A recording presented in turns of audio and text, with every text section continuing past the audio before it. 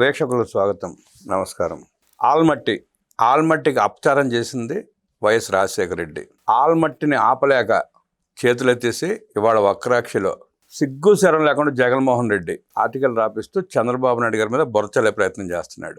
95లో ఆల్మట్టిని ఆపిందే చంద్రబాబు నాయుడు గారు, పోరాడిందే చంద్రబాబు నాయుడు గారు. పూర్తి వివరాలు తెలుసుకునే ప్రయత్నం చేద్దాం. విశ్లేషించడానికి మనతో కూడా ఉన్నారు సీనియర్ జర్నలిస్ట్ సత్యమూర్తి గారు. వారిని అడిగి మరిన్ని విశేషాలు తెలుసుకుందాం. సార్ నమస్తే. నమస్కారం అండి. ఆల్మట్టి మీద వక్రాక్షిలో, అంటే అందరి దృష్టిలో సాక్షి అనుకోండి, నా దృష్టిలో వక్రాక్షి, ఒక ఆర్టికల్ రాశారు. ఆల్మట్టి పాపం చంద్రబాబు నాయుడుదే, ఎత్తు పెంచుతుంటే ఆపలేకపోయాడు, ఇవాళ ఆ పాపం మనం చుట్టుకుంటా ఉంటుందని. అసలు ఆల్మట్టి వాస్తవ విషయాలు ప్రజలు తెలియజేసే విధంగా చెప్పండి సార్, స్పష్టంగా ఉండాలి. ఇక్కడ సాక్షి ఎక్కువ వార్తలు రాస్తున్నది అంటేనే, ఒక పెద్ద క్యాంపెయిన్ తీసుకున్నది అంటేనే జగన్మోహన్ రెడ్డి వాళ్ళ నాన్న రాజశేఖర రెడ్డి చేసిన తప్పు సరిదిద్దుకునే ప్రయత్నం అని ఖచ్చితంగా చెప్పొచ్చు. మీరు ఏదైనా చూడండి, మామూలుగా చాలా ఇష్యూస్ వస్తూ ఉంటాయి కదా, ఆ ఇష్యూస్ అన్ని సాక్షి లోపల పేజీల్లో రాసుకుంటుంది. వాళ్ళ నాన్న గాని అతను గాని ఏదైనా తప్పు చేస్తే ఆ తప్పు బయటికి వస్తే, లేదు వస్తుంది అన్న భయం ముందస్తు జాగ్రత్తగా విపరీతమైన క్యాంపెయిన్ చేస్తారు. సాక్షిలో ఇంత పెద్ద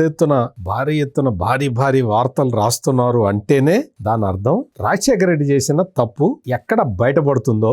ఆయన్ని మహానేత అని రాసుకుంటుంటాడు కదా, నిజంగా మనసులో అభిమానం లేకపోయినా ఆయన గురించి మహానేత అని రాసే ఈ జగన్మోహన్ రెడ్డి రాజశేఖర రెడ్డి చేసిన తప్పిదం ఎక్కడ బయటపడుతుందో అన్న ఉద్దేశంతో ఈ ఆల్మట్టి దీనికి సంబంధించి ఈ ప్రచారం మొదలుపెట్టాడు. ఇది ఇప్పుడు కాదు రామబ్రహ్మ గారు, మొదటి నుంచి కూడా జగన్మోహన్ రెడ్డి ఇదే పంధాన్ని అసలు ఆయన ఫాలో అవుతూ వస్తూ ఉన్నాడు. ఆల్మట్టి డ్యామ్ ని టేకప్ చేసిన పరిస్థితుల్లో అసలు మామూలుగా అప్పుడే 524 మీటర్ల ఎత్తులో నిర్మించాలి అనేది ఆల్మట్టి డ్యాము స్టార్టింగ్ లోనే ఉన్నది. అది అసలు 524 మీటర్ల ఎత్తులో కడితేనే అక్కడ పవర్ హౌస్లు నడుస్తాయి. వాళ్ళు మెయిన్ గా ఏంటంటే, ఇది బహుళార్థ సాధక project, irrigation water, drinking water తో పాటు కరెంటు ఉత్పత్తి చేసుకోవాలనేది వాళ్ళ ప్లాన్. కర్ణాటక వాళ్ళు 524 మీటర్లతోటే దీన్ని ప్రతిపాదిస్తే,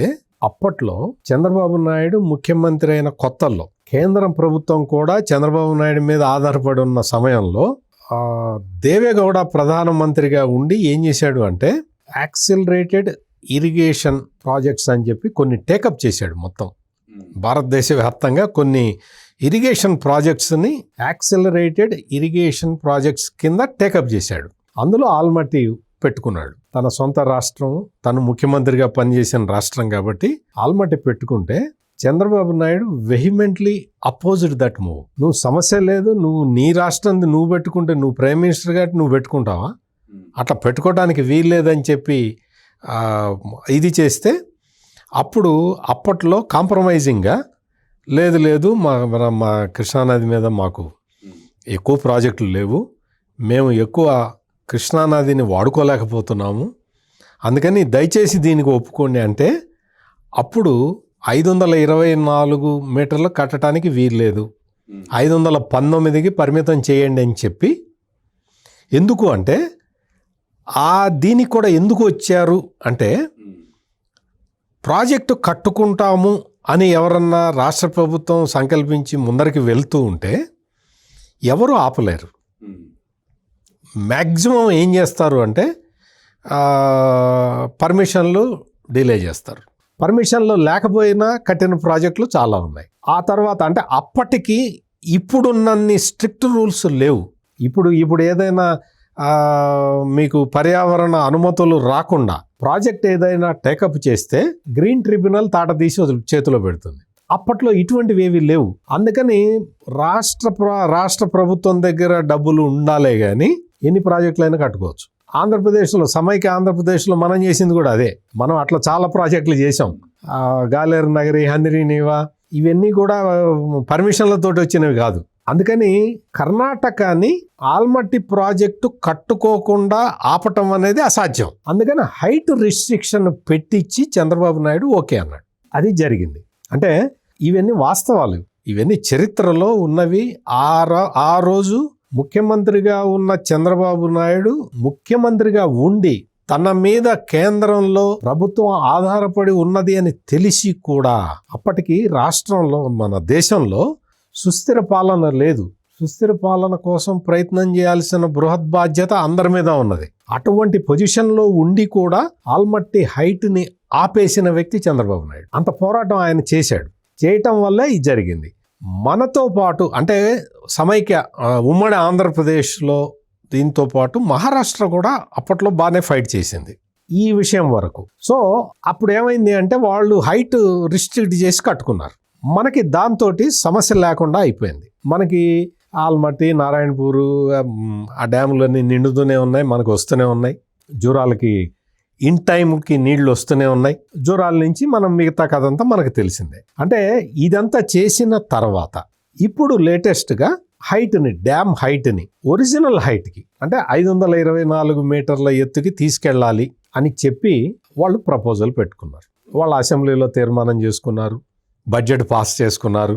నీకు ఒరిజినల్ డ్యామ్ హైటే 524 కాబట్టి వాళ్ళు దాన్ని ప్రొసీడ్ అవ్వాలని వాళ్ళు నిర్ణయించుకున్నారు. నిర్ణయించుకున్న తర్వాత దీని మీద అభ్యంతరాలు వ్యక్తం చేశారు. ఎవరు అభ్యంతరాలు వ్యక్తం చేశారు?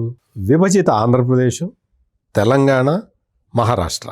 మహారాష్ట్ర ఎందుకు అభ్యంతరం వ్యక్తం చేస్తున్నది అంటే హైట్ పెంచితే వాళ్ళకి సబ్మర్జెన్స్ వాళ్ళకి ఎక్కువ ఉంటుంది. బ్యాక్ వాటర్ వల్ల ఆల్మట్టి ప్రాజెక్టుని 524 మీటర్లకు తీసుకెళ్తే మునిగిపోయేది మహారాష్ట్ర. అందుకని చెప్పి మా భూభాగం మునిగిపోతుంది కాబట్టి మేము అభ్యంతరం చెప్తున్నామని చెప్పి మహారాష్ట్ర అభ్యంతరాలు వ్యక్తం చేసింది. దిగువ రాష్ట్రాలైన తెలంగాణ, ఆంధ్రప్రదేశ్ అభ్యంతరాలు వ్యక్తం చేస్తూ ఉన్నాయి, ఇప్పుడు వ్యక్తం చేస్తూ ఉన్నాయి. కానీ ఈ డిస్ప్యూట్ ఎప్పుడు స్టార్ట్ అయింది?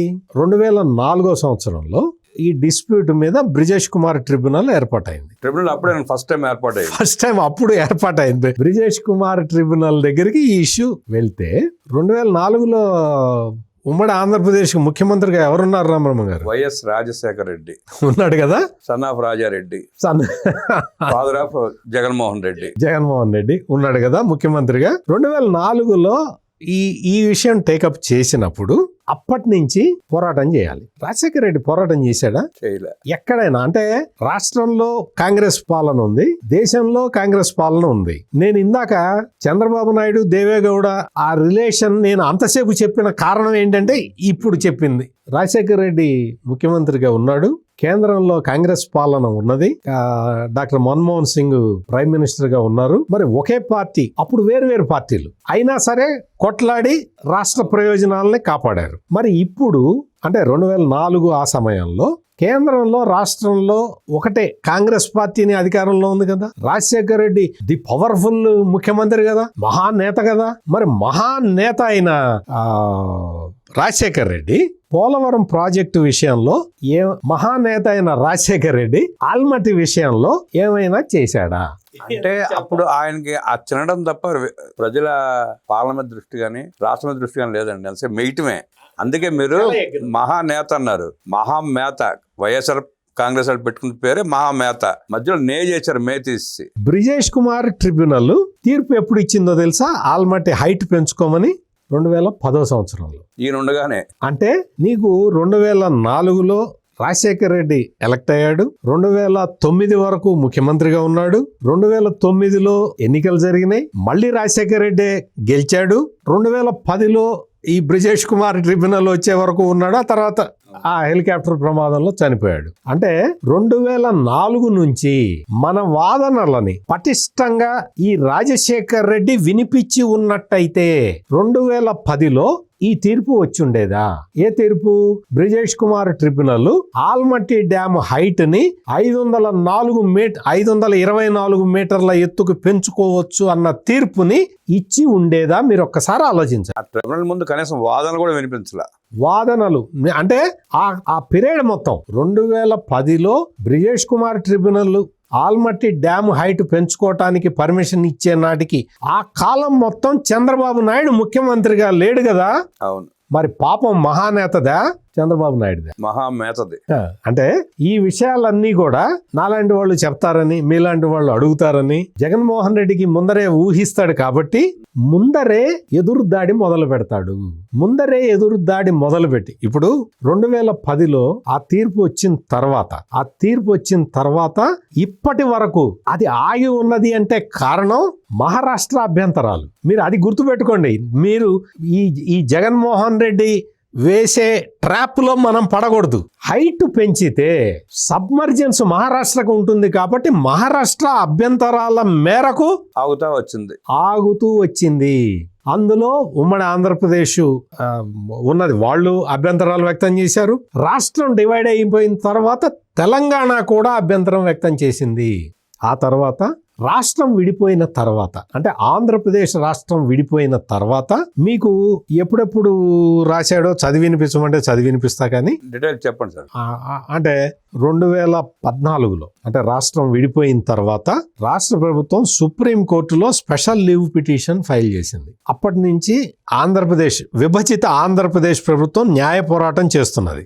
మహారాష్ట్ర, కర్ణాటకలు కూడా అంటే వాళ్ళ వాదనను వాళ్ళు వినిపించాలి కదా, వాళ్ళు ఎస్ఎల్పీలు ఫైల్ చేశారు. ఎస్ఎల్పి పెండింగ్లో ఉండగానే, అంటే సుప్రీంకోర్టులో పెండింగ్లో ఉండగానే కర్ణాటక ప్రభుత్వం వాళ్ళ వర్క్ స్టార్ట్ చేశారు. చేస్తే వెంటనే కేంద్రానికి లేఖలు రాసింది. 2014లో ముఖ్యమంత్రిగా ఉన్న, విభజిత ఆంధ్రప్రదేశ్కు ముఖ్యమంత్రిగా ఉన్న చంద్రబాబు నాయుడు తప్ప అప్పటికి మరి జగన్మోహన్ రెడ్డి లేడు, రాజశేఖర రెడ్డి లేడు కదా. ఆ తర్వాత 2024లో మళ్ళీ లెటర్ రాసింది. 2024లో 2025లో సెప్టెంబర్ 22వ తారీఖు కూటమి ప్రభుత్వమే రాస్తూ ఉన్నది లెటర్లు. కేంద్ర ప్రభుత్వానికి అభ్యంతరాలు చెబుతూనే ఉన్నది. మొత్తం 2025 డిసెంబర్ 18న కూడా చంద్రబాబు నాయుడు సిఆర్ పాటిల్కి, ఇప్పుడు ఆయన మంత్రిగా ఉన్నాడు, ఆయనకే లెటర్ రాశాడు. ఇవన్నీ కూడా ఏంటి అంటే ఆల్రెడీ సుప్రీంకోర్టులో ఎస్ఎల్పి ఉంది, పెండింగ్ ఉన్నది. సరే, ఎస్ఎల్పి నెంబర్ చెప్పండి సార్. ఈ జర్నలిస్టులకి అవకాశం తెచ్చుకోవాలి, సర్టిఫికేట్ కాపీలు తెచ్చుకుని చదువుకుంటారు. వాళ్ళ మొహం వాళ్ళకి వాస్తవాలతో సంబంధం లేదు. వాళ్ళు ఏంటి అంటే వితండవాదం చేయటం తప్ప వాస్తవాలతోటి సంబంధం లేదు. ఎస్ఎల్పి నెంబర్ 3076/2014 2014లో ఎస్ఎల్పి. అంటే మీకు ఈ రకంగా అంటే మొత్తం వాళ్ళకి లీగల్ రైట్ ఉందండి. కర్ణాటకకి బ్రిజేష్ కుమార్ ట్రిబ్యునల్ క్లియర్ చేసింది. వాళ్ళు దాన్ని ఎట్లయినా ముందరికి తీసుకెళ్తారు. మనం ఏంటి అంటే మనం కానీ మహారాష్ట్ర కానీ మందేమో లాస్ట్ రైపేరియన్ స్టేట్, ప్రాంతం. తెలంగాణ తర్వాత ఆంధ్రప్రదేశ్ ఉంటుంది. కాబట్టి మనకు అన్యాయం జరుగుతుంది అని చెబితే దానికి వాల్యూ ఉంటుంది. అందుకని లీగల్ డిస్ప్యూట్ ఆల్రెడీ ఉంది కాబట్టి కేంద్ర ప్రభుత్వం మీద ప్రెషర్ తీసుకొస్తూ ఉన్నారు. కేంద్ర ప్రభుత్వం మీద లెటర్లు రాయటం, ప్రెషర్ తీసుకురావటం, ఇదంతా కూడా ఈ ప్రాసెస్ అంతా కూడా చంద్రబాబు నాయుడే చేశారు. మీకు 2019లో జగన్మోహన్ రెడ్డి ముఖ్యమంత్రి అయ్యాడు కదా, అప్పటికే బ్రిజేష్ కుమార్ ట్రిబ్యునల్ తీర్పు వచ్చి ఉన్నది కదా ఆల్మట్టి మీద. ఒక లెటర్ అన్న రాశాడా? ఆల్మట్టి అంటే తెలియదు జగన్మోహన్ రెడ్డి. ఆల్మట్టి ఎక్కడ ఉంటుందో తెలిసి ఉంటుందిలే, ఎందుకంటే ఆల్మట్టిలో పవర్ ప్రొడ్యూస్ చేస్తారు కదా. ఈయనకి పవర్ ప్లాంట్లు ఉండేవి ఇదివరకు, సాండూర్ పవర్ అవన్నీ ఉండేవి కాబట్టి జల విద్యుత్ ఎక్కడ ఉత్పత్తి చేస్తారో ఈయనకి తెలిసి ఉంటుంది. ఆల్మట్టి ఎక్కడ ఉందో తెలుసు, కానీ దానికి మనం అభ్యంతరం చెబితే డికే శివకుమార్కి కోపం వస్తుందన్న భయంతో చెప్పడు. ఈయన రాయలేదు, లెటర్లు రాయలేదు, కేంద్ర ప్రభుత్వాన్ని అడగలేదు, ఆ ప్రస్తావన లేదు. ఎందుకు అంటే జగన్మోహన్ రెడ్డి ఆస్తులు ఎక్కువ ఉన్నది తెలంగాణలో, ఆ తర్వాత ఎక్కువ ఉన్నది కర్ణాటకలోనే. జగన్మోహన్ రెడ్డి ఆస్తుల పరిరక్షణ కోసం తన ఆస్తుల్ని తాను పరిరక్షించుకోవడానికి తెలంగాణతో కర్ణాటకతో సఖ్యతగానే ఉంటాడు, ఎప్పుడు పోరాటం చేయడు. ఇది వాస్తవం. కాల్ముక్త బాంఛన్ టైపే. ఎందుకంటే ఈయన ఆస్తులన్నీ ఆంధ్రప్రదేశ్లో లేవు, మొత్తం అంతా తెలంగాణలో ఉన్నాయి, కర్ణాటకలో ఉన్నాయి. అందుకనే డికే శివకుమార్తో తడకి వెళ్ళి కలిసి వస్తుంటాడు.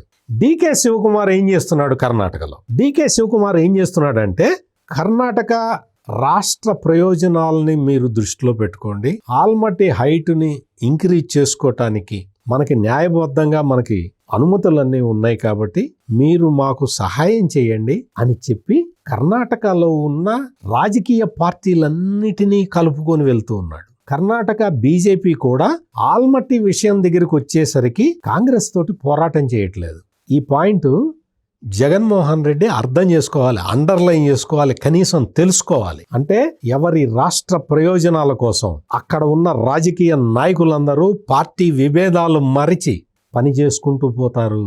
అంటే వాళ్ళే రాజకీయ పార్టీలు అండి. రాజకీయ ప్రయోజనాలు, ప్రజా ప్రయోజనాలు ఉంటాయి. జగన్మోహన్ రెడ్డి గారు సొంత ప్రయోజనాలు తప్ప రెండోది లేదు. ఈ దరిద్రం ఆంధ్రప్రదేశ్కి దాపురించింది. ఎందుకు? జగన్మోహన్ రెడ్డి రూపంలో దాపురించింది. ఎందులో సఖ్యత లేదు. నీకు జల వివాదాలు రేగుతూ ఉంటే నీకు అధికారంలో ఉన్న పార్టీకి నువ్వు సహకరించాలి. నువ్వు ముఖ్యమంత్రిగా ఉన్నప్పుడు కేసీఆర్ నేను గోదావరిని ఎక్స్ప్లాయిట్ చేస్తాను అని చెబుతున్న సమయంలో చంద్రబాబు నాయుడు మాట్లాడలా.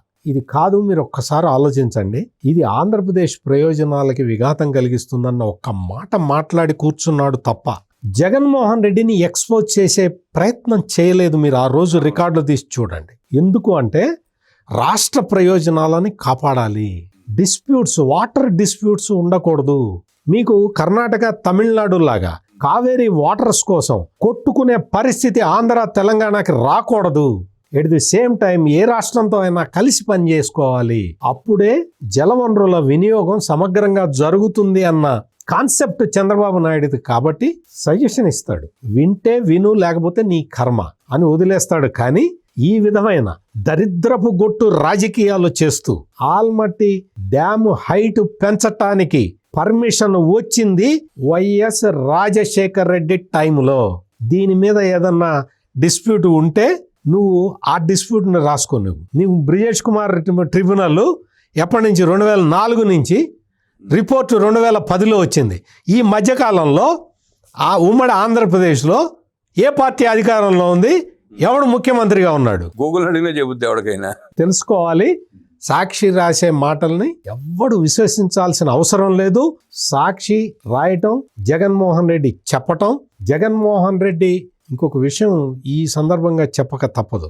చంద్రబాబు నాయుడు పోలవరం బనకచెర్ల లింక్ కెనాల్ పెడతాను, 83,000 కోట్ల రూపాయలు ఖర్చు అవుతుంది అని చంద్రబాబు నాయుడు ప్రతిపాదించినప్పుడు జగన్మోహన్ రెడ్డి ఏం చేయాలి? సపోర్ట్ చేయాలి కదా. ఏమన్నాడు?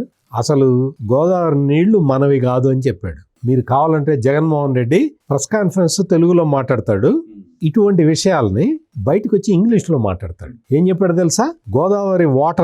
గోదావరి నది నీళ్ల మీద మనకు అసలు హక్కే లేదు అని చెప్పాడు జగన్మోహన్ రెడ్డి. మనకి హక్కే లేదు.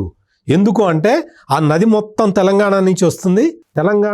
తెలంగాణలో కలిసే పాయల వల్ల గోదావరికి నీళ్లు వస్తాయి. ఆ నీళ్ల మీద మనకు హక్కే లేదని చెప్పాడు ఈ జగన్మోహన్ రెడ్డి. ఎక్కడ ఏ నదులు ఎక్కడ కలుస్తాయో కూడా తెలియదు. తెలంగాణలో ప్రాణహిత కలుస్తుంది గోదావరిలో. ప్రాణహిత కలిసిన తర్వాత దానికి స్ట్రీమ్ పెరుగుతుంది. ఆ తర్వాత వచ్చే ఉపనదులన్నీ కలియటం వల్ల అఖండ గోదావరిగా మారుతుంది. అది జరిగేది తెలంగాణ ఎడ్జ్లో జరుగుతుంది.